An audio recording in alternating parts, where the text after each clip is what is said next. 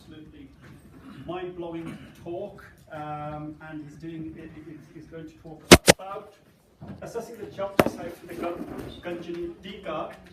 Satnam Singh has a particular interest in kind of, the old kind of Sikh texts. Some of them aren't, they're not even Sikh texts, but he has a particular interest in them. He has a degree in cross-cultural studies from the University of Copenhagen. He specialized in the Islamic youth movements of Denmark, currently working as a consultant in counter-radicalization and violent extremism. Main area of research is on pre-colonial Sikh literature with a special focus on the writings produced at the court of the 10th Guru. His research has also covered Sikh identity formation in modern Europe, specifically focusing on the Sikh warrior traditions and how they are practiced in the UK. So over to you. So you've got 15 minutes. Oh, and yes, that was quite an introduction.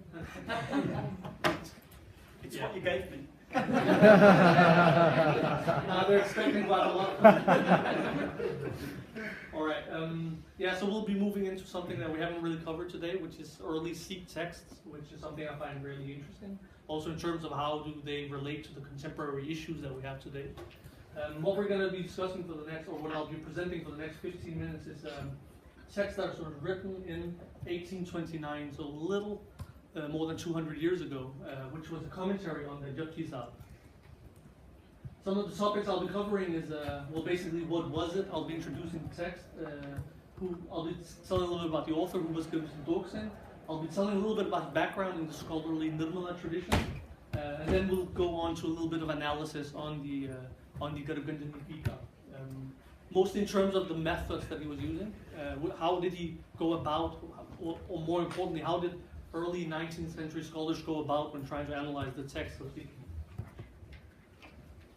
So basically, this project is actually just a little sub-project of a larger project that I'm doing at the moment. It's which I call the Nirmala Research Project. It's an ongoing research, and it keeps confusing me because it leads me into many different directions. So I wasn't even supposed to be doing this project, but I just thought it was so interesting that I just started analyzing this text.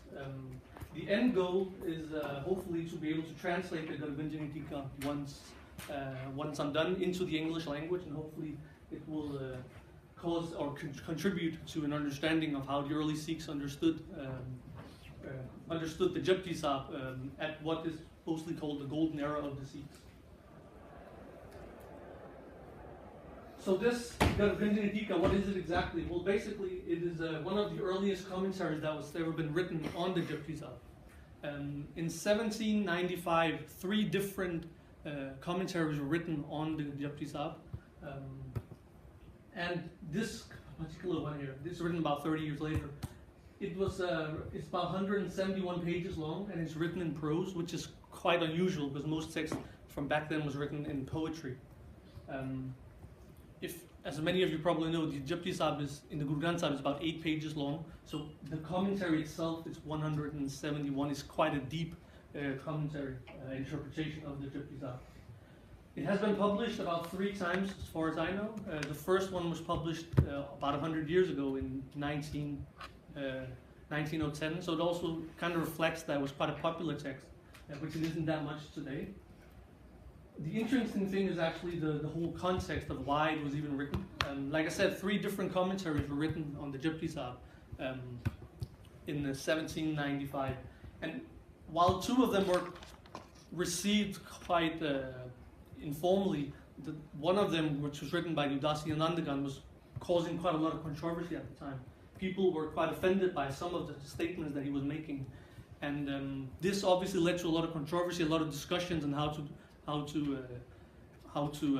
interpret the Japji Sahib. For instance, one of the common criticisms that's aired in public is that he claimed that Guru Nanak had several gurus himself, and obviously the Orthodox Sikhs at the time wouldn't recognize this. So the king of a small little Sikh state.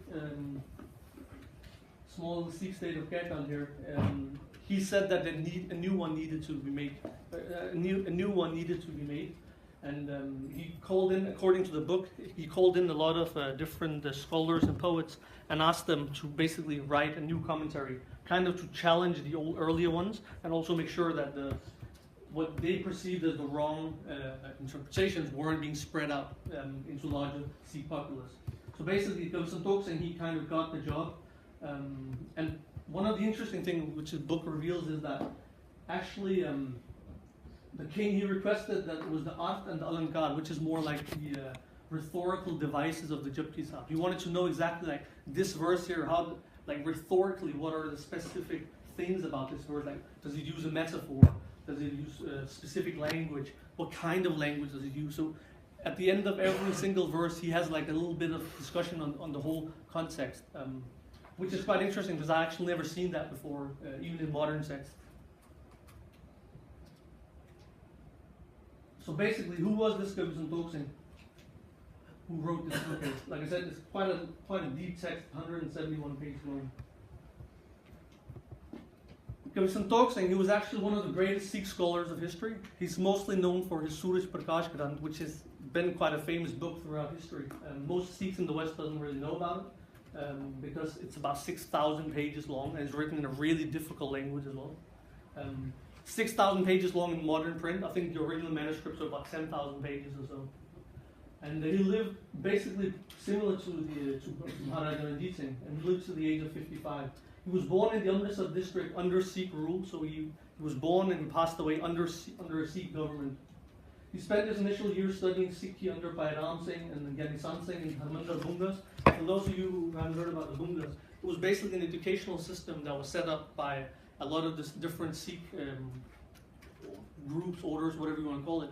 And around the Golden Temple, there were a lot of buildings where people and Sangha that came from all over India could learn and study Sikhism. They could learn and like philosophy, theology. They could learn how to write poetry, how to read and understand poetry. Also music, according to research, was taught here. Rag Kirtan, medicine was taught here. How even surgery was taught in the Bungas around the Golden Temple. And he kind of grew up around this environment of indigenous education, I think later scholars called it. He wrote several monumental works. He translated a dictionary called the Amarkosha. And the interesting, it's like a really old, I think it's like 2,000, 3,000 pages, 2,000 years old.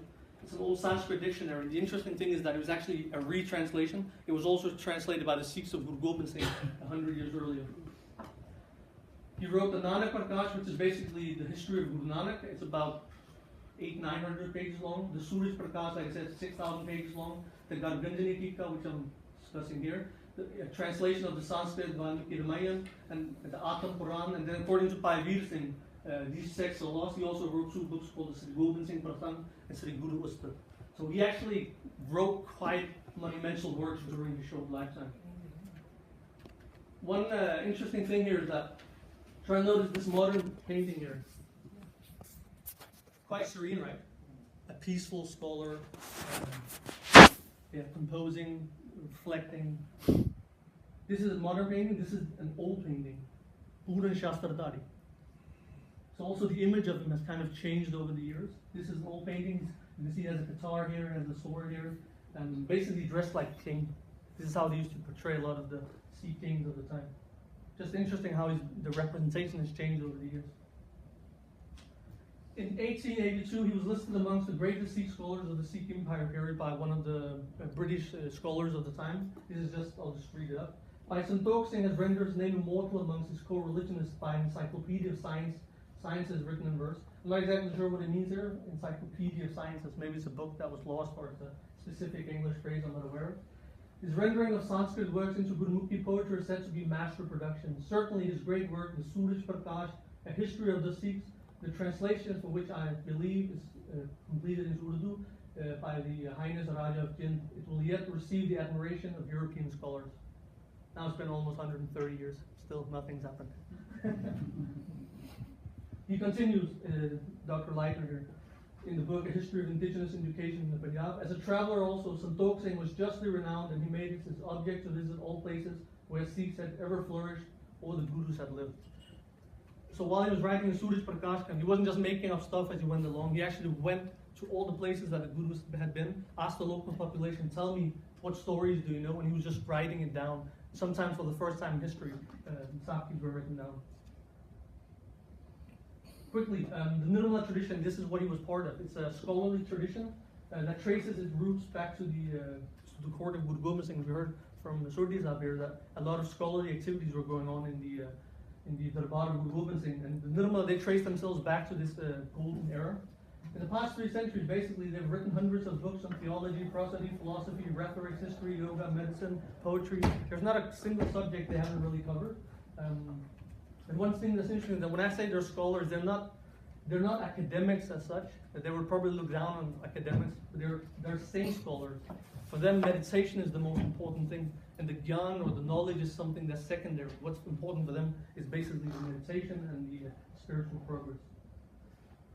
It's recorded in history by Garab Singh that Guru Gobind Singh said that there's a famous history where Guru Gobind Singh is asking some Brahmins to teach his Sikhs Sanskrit. They refuse because they have low caste, and he's recorded as saying, "Oh Brahmin, those Sikhs who you call low caste, one day it will be from these very Sikhs that you Brahmins will have to learn Sanskrit. So they will become your Vidya Gurus." Again, like I said, they look down on, it's not academics as such, for them it's meditation that's important. But Garab Singh from the 1770s, he wrote this book here, he wrote this passage here where he talks about 4 things he got from his teacher: meditative knowledge, peaceful mind, scriptural knowledge, that's the 3rd one, and happiness. These are the 4 fruits he received from his teacher. Again, here we have another quote from 1847. Guru Gobind Singh taught Pandit Man Singh, and Man Singh later on taught his student Gulab Singh. So for them, it's very important that you have knowledge, and this knowledge comes from a specific source. You can't just make stuff up. You have to get it from your teacher, who got it from his teacher, who got it from Guru Gobind Singh. And again, I'll just skip this, but you can see that all these Nirmala scholars always tell who their teacher is, so you actually know that whether this knowledge is genuine or not. All right, that was the introduction. I've run out of time, I can imagine. I'll skip it. 3 minutes. 3 minutes. Could we go back? Could we just go back 1 slide? Yeah. You pressed it. Where my Vidya Guru Pandit Tara Singh Narottam resides, this is Garab Singh. One day he commanded me to write an updated edition of Sikh history. He said, "Let it be titled Panth Prakash and write it as wonderfully as Rattan Singh did in the past." This is from the 1880s. So basically, like you have this relationship with your teacher, and he gives you some assignments to do, and then it goes on from there. So all these books are related one way or the other. The opening of the Garab Ganjani Teeka is now going forward. Knowledge will blossom forth in your house. Accept in all truth that by listening to these interpretations that he's coming up with, peace will come and reside in your mind. So it is a written exercise for him, but the purpose is to bring peace to the minds of people. All right, view of Sikhi and Bani. How does he actually, in this book, how does he actually view Sikhi? What does he come up with? It's quite controversial. So it's quite sad that I'm running out of time and leaving you with this. Basically, he says that Guru Nanak was all knowledgeable. This is very important. But for him, Sikhi is a continuation of earlier earlier Indic religions. He's not saying the Sikhs are Hindus, but he's saying it's a continuation of earlier earlier traditions. So for him, the divine elements of Vedas and Upanishads were kept by the Guru and continued. So this immortal message that has been going on since time immemorial, this is what Guru Nanak came and brought to the world. He says, due to the simple-minded nature of people in Kali Yuga, the eternal message was given in a simple language.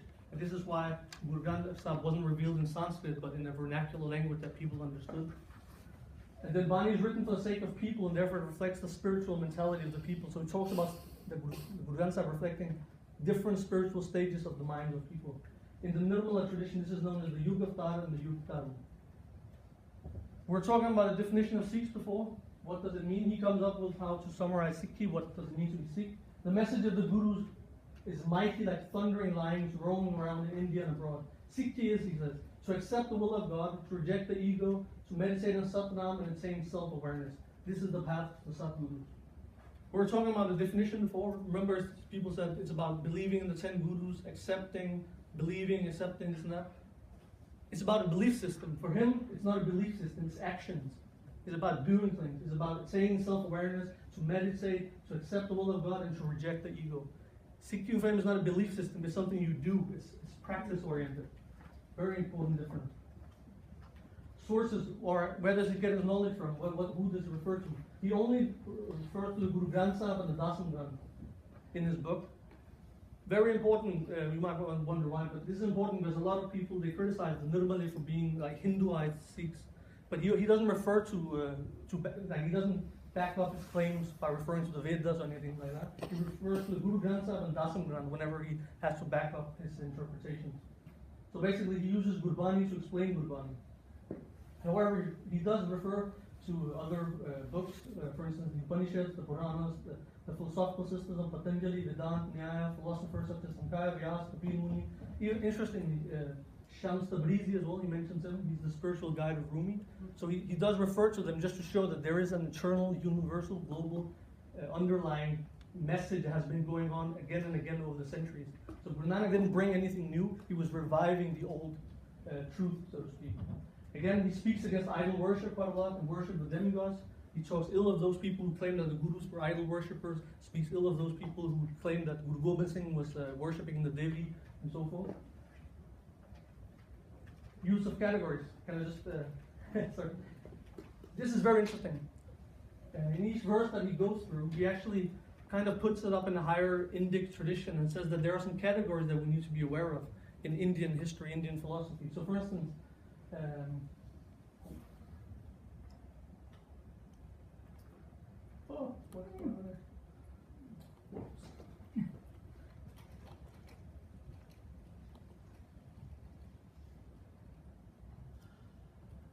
yes, so like I said, verses are analyzed and positioned in accordance with categories. So he'll say that there are 3 forms of awareness stages, and this is how, then he explains what it is, and then he says this is how you need to interpret this verse. It talks to this mentality of the mind. He says there are different kinds of invocations in Indian literature. Then he explains what kind does the Guru Granth Sahib fit into, or this specific verse. He says there are 2 stages to live in, one in happiness, one in pain. 4 types of knowledge as far as explaining what it is and what kind of knowledge that Guru Granth Sahib is specific to. He talks about 3 ways of teaching others. Upadesh, I'll give an example translation. So in this way, Kavi Santokh Singh tries to interpret the Japji Sahib through categories known to the thinkers of the time as well. So it's not, he's basically saying that Guru Nanak didn't just write something that sounded good. It would be under, it's not necessarily something that sounds good. It's also a very intellectual exercise for Guru Nanak. I'll give you an example. He said there are 3 ways of teaching people. He said the first one is to teach others through instructing oneself and leading by example. He says this is the highest way of teaching others. Then he says this is what Guru Gobind Singh did when he created the Khalsa and followed the Rahat himself. The next one is to merely teach and instruct others. This is the middle way. So you tell others what to do, what not to do, but you don't necessarily follow it yourself. He calls it the middle way. The third one, in order to teach people, is to intimidate and use fear as a way of teaching. He says this is the lowest way. He acknowledges that you can use it to teach people, but he says don't do it. It's a very low way of doing it. 2 minutes. Can I do 2 1 minutes? minute. 1 minute? Okay, I'm quite a good rapper. I'll produce questions otherwise. Yeah, true. Again, several layers of interpretation. This is something that really surprised me. So in many verses, he says that there are multiple meanings. For instance, in the Sunniya section, he has 5 different interpretations of what a single line can mean. One of the ways he does that is by splitting the words up. So for instance, he says that Gunvantiya Gunde, you can say Gunvanti A Gunde, so then suddenly it means something different. And then he gives the interpretation. In Japji Sahib, you have the Manne Magana Challe Pant. He says you can split it up as Manne Magan Challe Pant. Then it means something completely different. Sara Gunak Ke Gahi, he says it's Sargun Ke Gahi. So just different ways of playing with Gurbani and coming up with new interpretations that speaks to different mentality or spiritual levels at the same time. He also refers to different oral traditions, like according to one tradition, the verse means. So he also gives interpretations that he doesn't necessarily agree with, but he just puts it in to show that there's differences of opinion.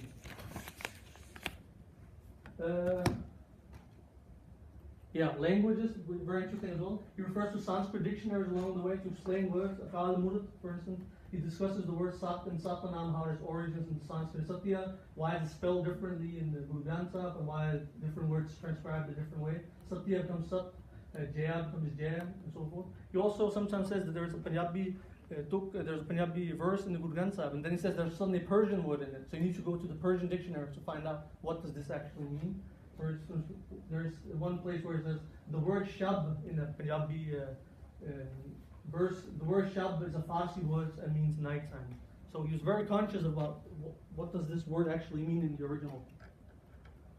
I'll just read this and stop.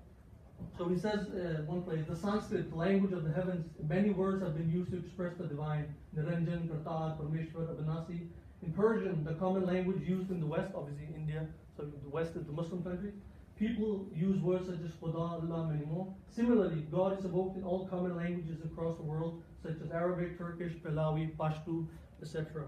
So he has a very specific care for languages as he goes along. Yes, like I said, I'll be hopefully translating this book at some point. I just try to give you some of the methods that he used because I needed 1 hour to go through how does he actually come about with the Japji Sahib. But some of his methods are really, really interesting also in terms of how people here wants to research the Japji Sahib themselves. Yes, thank you. Wow.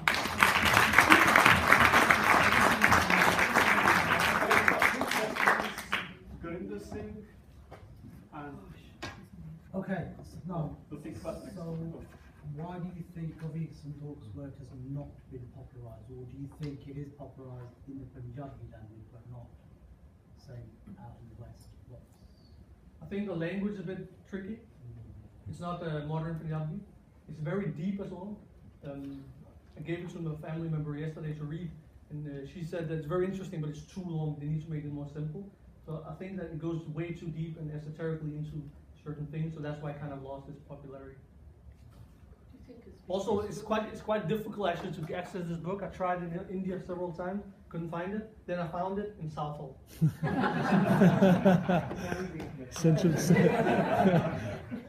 Some of the modern translations of the Quran are based on Macaulay, and I wondered whether any of this scholarship filtered into Macaulay's work and the modern translations, or is it totally separate?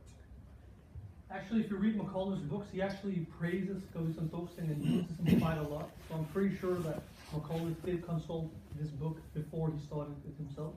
And also from the letters that Macaulay wrote, he got a lot of letters from Amritsar, from Patna Sahib, and people give him advice on how to go about in his translation. A lot of them said, go read the works of Kavi Santokh Singh before you start translating. So I'm pretty sure a lot of it has also come into the modern Western understanding of a lot of our modern understanding of Quranic grammar comes from Professor Singh's work. I wonder if older texts like this actually mention rules of grammar in there as well, and give an indication why words are spelled a certain way. And is there a difference between how we understand grammar now from Professor Singh compared to the older versions? I need to do more research on that, but he does specifically state like using a sihari or an onkar at the end of words, does he go into some of that why it's spelled? yeah, exactly. Yeah, exactly. That's what he does. He also says, like, why does the Guru use this word when no other Indian book in history has ever done that? Then he starts explaining it. So he does go into some of these things, not systematically, but whenever he finds it important to clear some confusion that has been around him, then he does that. Last question, Doris. I've already asked if there's anybody else. No, go on. Oh, perfect. You're the last. This seems really radical, Satnam, in terms of the approach. How would this go over within a contemporary setting? Is there more than it's just too deep? Reasons for not utilizing this, except for the stories of the gurus that we have, that kind of thing? Yeah. When I was answering another question I was thinking about, I forgot something. You could do a whole lecture about this. The Singh Sabha tradition is what has become popularized today, and obviously he falls outside the Singh Sabha interpretation. So for instance, what I said here would not be accepted in mainstream Sikhi. Most people think that Guru Nanak, the popular narrative is that he was a prophet who came with a message at a certain time in history, and then the message was kind of new. That's about it. But these guys from the Nirmala tradition, they say there was nothing new as such. It was old philosophy, old wisdom being revived. And the words he uses is also very interesting. Like he uses the word rakha, like the Guru is protecting it because it's been influenced and polluted. Like the message of the Vedas, for instance, has been polluted by people. So the Guru has come to protect it by reviving it. It's a different way of understanding Sikhi, and especially after 84, where there's been this whole Sikh identity issue of trying to alienate yourselves from Hinduism. This is quite a dangerous thing, not dangerous in the physical sense, but to go out and say that actually Sikhi is building upon and continuing old Dharma. But this is what the Nirmala has been saying for the past 300 years, and like I said, they have concepts known as Yugavta, the Yuga Dharma, that each age has their own Dharma, its own religious pathway. And in Kaljug, you follow the path of Guru Nanak, But in earlier yugs, you would follow the Bhagavad Gita, because Krishna came as a yug avatar for that age. Obviously, it has expired now. Now it's Guru Nanak that you follow. It's not that controversial if you just get to explain it. But if you just say it like this, people think that the Nirmalas are claiming that Sikhs are Hindus, and then it goes on from there. Contemporary politics, 84 gets involved, and it gets really You better messy. be very careful. Okay, thank you very much, Satnam Singh.